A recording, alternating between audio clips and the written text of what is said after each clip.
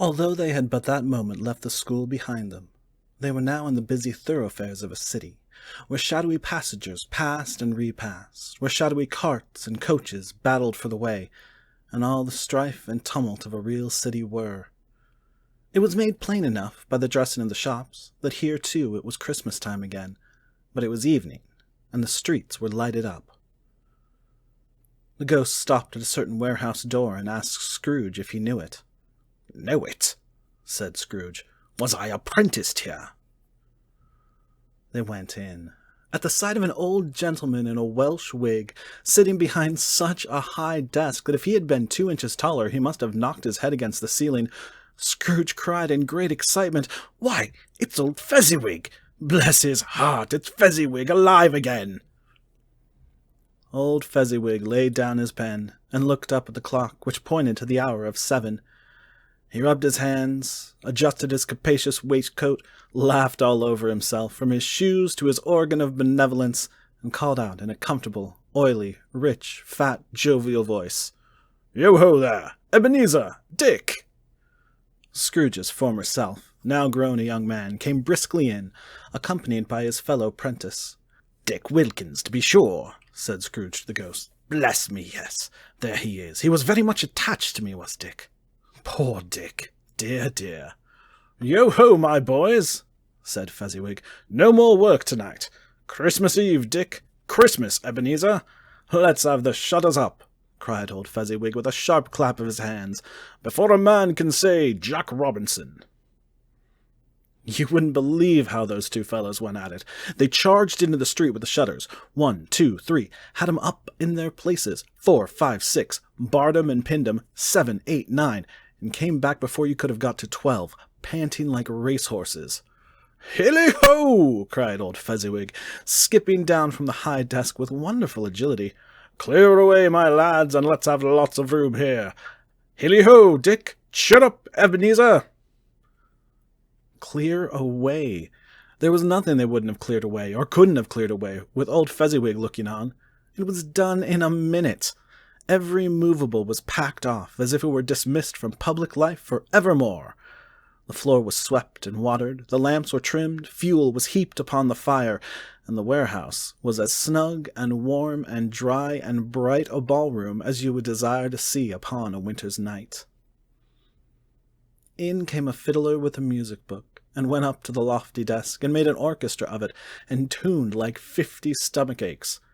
In came Mrs. Fezziwig, one vast substantial smile. In came the 3 Miss Fezziwigs, beaming and lovable. In came the 6 young followers whose hearts they broke. In came all the young men and women employed in the business. In came the housemaid with her cousin, the baker. In came the cook with her brother's particular friend, the milkman.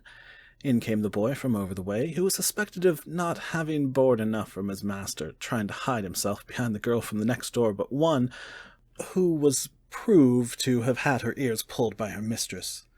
In they all came, one after another, some shyly, some boldly, some gracefully, some awkwardly, some pushing, some pulling. In they all came, anyhow and everyhow. Away they all went, 20 couples at once, hands half round and back again the other way, down the middle and up again, round and round in various stages of affectionate grouping. Old top couple always turning up in the wrong place, new top couple starting off again as soon as they got there, all top couples at last, and not a bottom one to help them. When this result was brought about, old Fezziwig, clapping his hands to stop the dance, cried out, "Well done!" and the fiddler plunged his hot face into a pot of porter, especially provided for that purpose. But, scorning rest, upon his reappearance, he instantly began again, though there were no dancers yet, as if the other fiddler had been carried home, exhausted on a shutter, and he were a brand-new man resolved to beat him out of sight or perish. There were more dances, and there were forfeits, and more dances, and there was cake, and there was negus, and there was a great piece of cold roast, and there was a great piece of cold boiled, and there were mince pies and plenty of beer. But the great effect of the evening came after the roast and boiled, when the fiddler, an artful dog, mind, the sort of man who knew his business better than you or I could have told it to him, struck up Sir Roger de Coverley. Then old Fezziwig stood out to dance with Mrs. Fezziwig. Top couple, too, with a good stiff piece of work cut out for them. 3 or 4 and 20 pair of partners. People who were not to be trifled with. People who would dance and had no notion of walking. But if they had been twice as many, 4 times, old Fezziwig would have been a match for them, and so would Mrs. Fezziwig. As to her, she was worthy to be his partner in every sense of the term. If that's not high praise, tell me higher and I'll use it. A positive light appeared to issue from Fezziwig's calves. They shone in every part of the dance like moons. You couldn't have predicted at any given time what would have become of them next.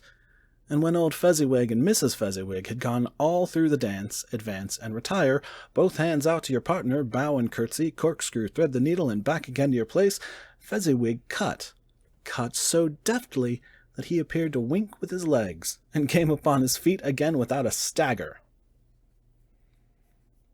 When the clock struck 11, this domestic ball broke up. Mr. and Mrs. Fezziwig took their stations, one on either side of the door, and shaking hands with every person individually as he or she went out, wished him or her a Merry Christmas. When everybody had retired but the 2 apprentices, they did the same to them, and thus the cheerful voices died away, and the lads were left to their beds, which were under a counter in the back shop. During the whole of this time, Scrooge had acted like a man out of his wits. His heart and soul were in the scene and with his former self.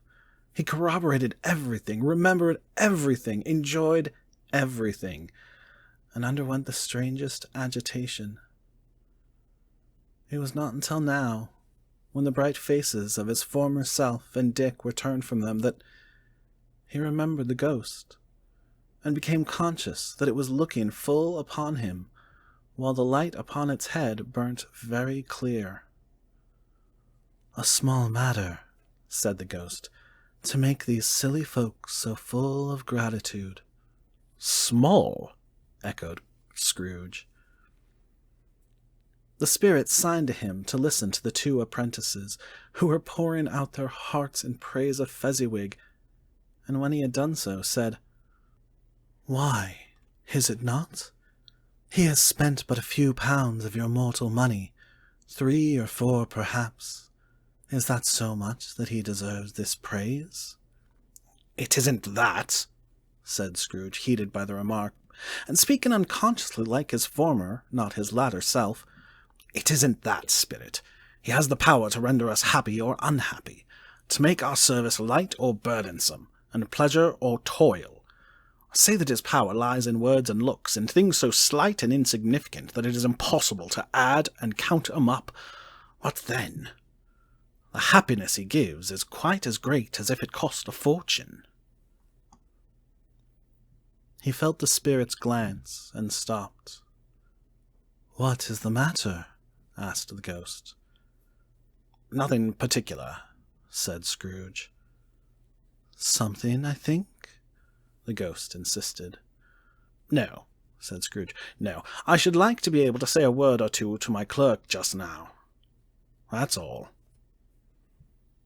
His former self turned down the lamps as he gave utterance to the wish, and Scrooge and the ghost again stood side by side in the open air.